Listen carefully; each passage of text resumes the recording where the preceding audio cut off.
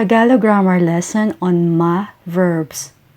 Part 1 is about MA Feeling Verbs. MA Feeling Verbs involve the senses and emotions. They are formed using the prefix MA, and they focus on the doer or the person feeling the emotion or sensation. Forming MA feeling verbs is really easy. Simply attach the prefix MA to the root word of a Tagalog verb that describes a feeling or emotion. Our first MA feeling verb is magalit. Magalit, which is formed by attaching MA to the root word galit, which means anger. So magalit means to feel upset or feel angry. Magalit.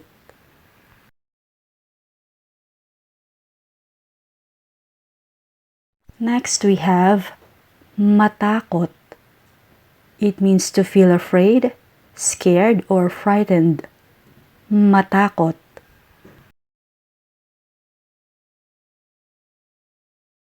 Mapagod. Mapagod. To feel tired.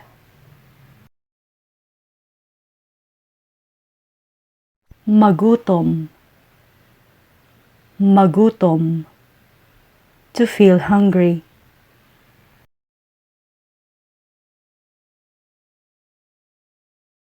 Mauhaw. Mauhaw. To feel thirsty.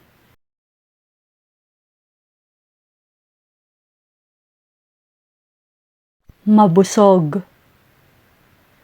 Mabusog. To feel full.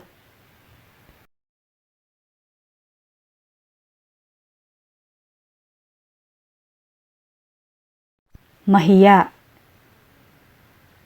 Mahiya. To feel shy or embarrassed. Mahiya.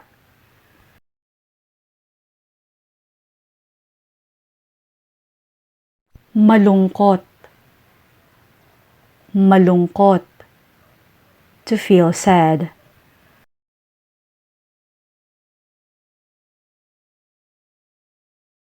Mainip.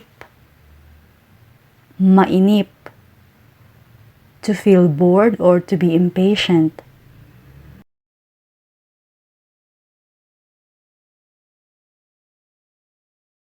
Malito. Malito. To feel confused.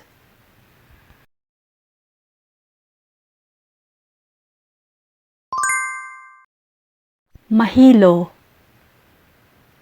Mahilo. To feel faint or dizzy.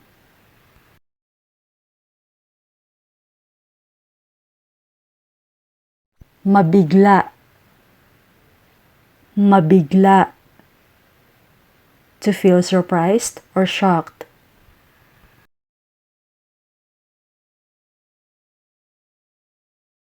Masuka. Masuka. To feel nauseous.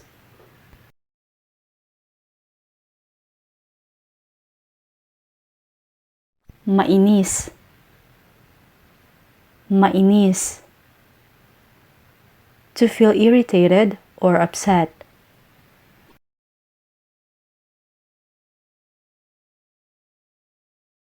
Matuwa. Matuwa. To feel happy.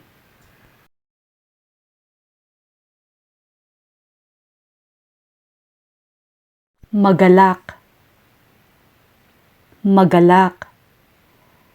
Magalak also means to feel happy, but it's a formal word, so we don't use it in conversations.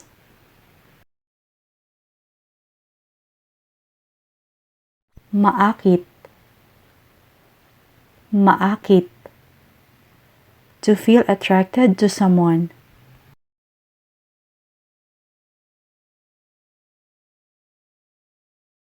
Mabighani. Mabighani. This ma feeling verb also means to feel attracted to someone but it's more formal so we don't use it in daily conversations.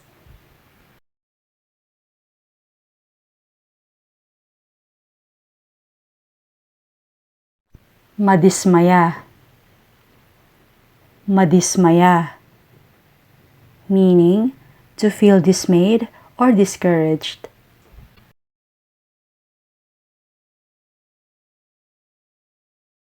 Mabuwisit. Mabuwisit.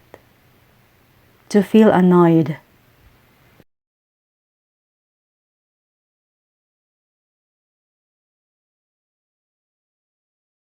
Malula. Malula. To feel dizzy from height or height vertigo.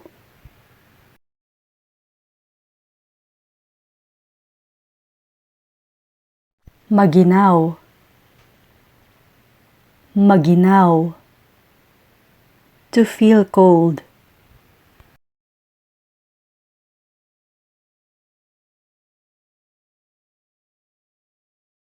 Masuya.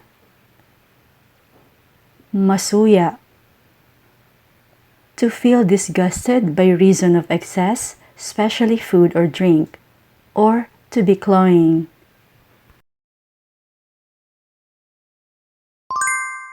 Let's use some of the feeling verbs that you've just learned in a sentence. Huwag kang matakot.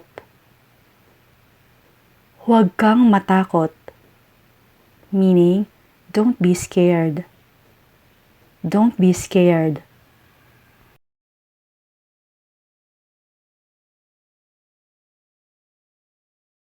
Mabilis ka bang mapagod? Mabilis ka bang mapagod? Do you get tired easily? Do you get tired easily?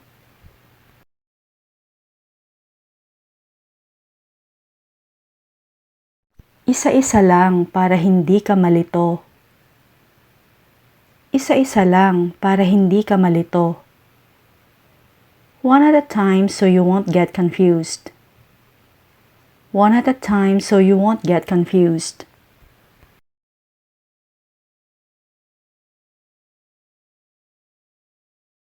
Baka mabigla ka sa sasabihin ko. Baka mabigla ka sa sasabihin ko. You might be surprised with what I'm about to say. Or you might be shocked with what I'm about to say.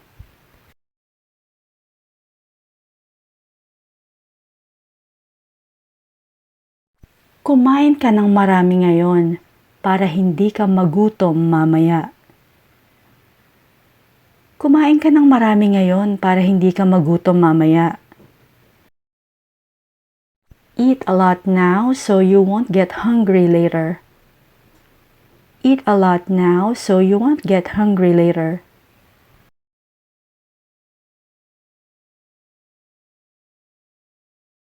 Huwag kang mahiya. Huwag kang mahiya. Don't be shy. Don't be shy.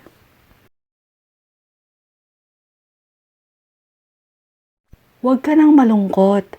Darating na ang kuya mo. Huwag ka nang malungkot. Darating na ang kuya mo. Don't be sad. Your brother is coming. Don't be sad. Your brother is coming.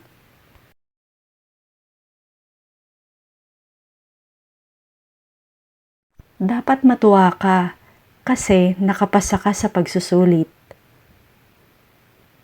Dapat matuwa ka kasi nakapasa ka sa pagsusulit. You should be happy because you passed the exam.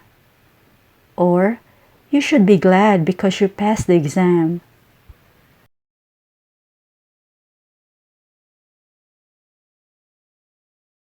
Manood ka ng pelikula para hindi ka mainip.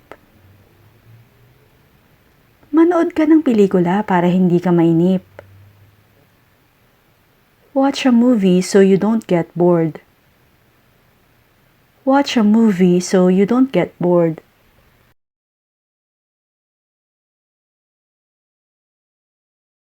Huwag mong pakinggan para hindi ka mabuwisit. Huwag mong pakinggan para hindi ka mabuwisit. Don't listen to it so you won't get annoyed. Don't listen to it so you won't get annoyed.